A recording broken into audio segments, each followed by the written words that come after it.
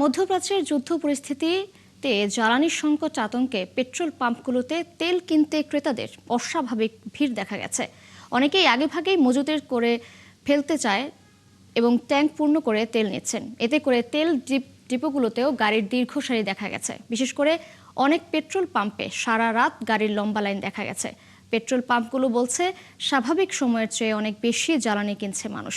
Iran ও Israel যুক্তরাষ্ট্রের মধ্যে যুদ্ধ পরিস্থিতির কারণে তেল নিয়ে মানুষের মধ্যে এক ধরনের দুশ্চিন্তা কাজ করছে। সামাজিক যোগাযোগ মাধ্যমে নানা রকম গুজব দেখা যাচ্ছে। অনেকেই জ্বালানি তেলের আন্তর্জাতিক বাজারে দাম বেড়ে যাওয়া, হরমুজ প্রণালী বন্ধের খবর শেয়ার দিচ্ছেন।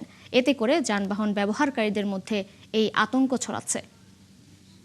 তেলের সংকট হলে তো সমস্যা আছেই, কিন্তু ওনারা বলতেছে যে না, তেল আছে, পর্যায়ক্রমে আছে। পৃথিবী চলছে জঙ্গল আইন দ্বারা। প্রেসিডেন্ট মাদুরোকে ধরে নিয়ে গেছে ভেনেজুয়েলার তেল সমৃদ্ধ দেশ। তারপরে ইরানের প্রেসিডেন্ট আল খোমেনিকে হত্যা করা হয়েছে। পৃথিবী আজকে অনিয়ন্ত্রিত অবস্থায় চলে গেছে। আগামীর অগ্রগতির ভিত্তি আনোয়ার ইস্পাত, স্ট্রংগেস্ট স্টিল সিন্স 1978।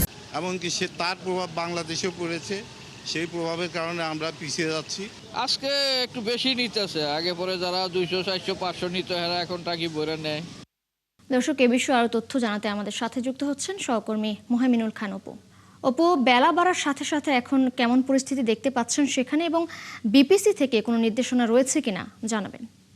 মুহূর্তে রয়েছি আগারগাঁয়ের তালতলা একটি পাম্পে। এখানে আমরা প্রায় 1 ঘন্টা ধরে এখানে অবস্থান করছিলাম। তখন কিন্তু এই পাম্পটি বন্ধ ছিল। তখন আমরা এই পাম্পের যারা কর্তৃপক্ষ রয়েছেন তাদের সাথে কথা বলেছি। তখন তারা বলেছেন যে তাদের যে তেল মজুত রয়েছে সেই মজুত শেষ হয়ে গিয়েছে। অর্থাৎ আমার সামনে যে মোটরসাইকেলগুলো দেখতে পাচ্ছেন সেগুলো কিন্তু এই পাম্পের সামনে অপেক্ষমান ছিল। তাদের সাথে অর্থাৎ এই পাম্পের কর্তৃপক্ষ যারা রয়েছেন এবং এই সকল বাইকারদের সাথে কিন্তু তাদের এক পর্যায়ে কথা কাটাকাটি হয়। তারই প্রেক্ষিতে তারা যখন বলছিলেন যে আসলে তাদের এখানে তেল নেই, তার পরবর্তীতে তারা যখন বললেন তাহলে এটা আমাদেরকে পরীক্ষা করে দেখেন। তারপরে 1 ঘন্টা পরে কিন্তু এখন এই তেল দেয়া আবারও শুরু হয়েছে এই আগারগাঁয়ের তালতলা এই পাম্পটি থেকে। এখানে প্রায় শতাধিক বাইকার কিন্তু অপেক্ষমান রয়েছেন এবং এখানে তাদের সাথে আমরা কথা বলেছি। তারা যেটি বলেছিলেন যে এখানে তেল থাকা সত্ত্বেও এখানে পাম্প কর্তৃপক্ষ বলছেন যে তেল নেই, কিন্তু তারপরও তারা এখানে অপেক্ষমান ছিলেন। এক পর্যায়ে দুই পক্ষের ভিতরে কথা কাটাকাটি হয়। এর পরবর্তীতে কিন্তু এখানে যারা কর্তৃপক্ষ রয়েছেন তারা কিন্তু এই পাম্পটিতে এই তেল দেওয়া শুরু করেছেন। আমরা একজন বাইকারের সাথে কথা বলবো, চালকের সাথে, যে কতক্ষণ আপনি এখানে ছিলেন এবং প্রথম বলেছিল যে তেল নেই, এখন আবার তেল দিচ্ছে।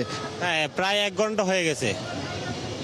প্রথম তো বলেছিল যে এখানে তেল নেই। হ্যাঁ, না, আমি যখন প্রথম আসি তখন মানিকে বলছে যে দিবে, কিন্তু আবার ম্যানেজার বলতেছে যে না বাজে পরে দিবে। এখন আবার শুরু করলো আর কি, তাও বলতেছে 1 লিটার দিবে, তা বেশি দিবে না। এই চালক যেটি বলছিলেন যে 1 লিটার করে আসলে প্রতি বাইকে এখন তেল দিবে।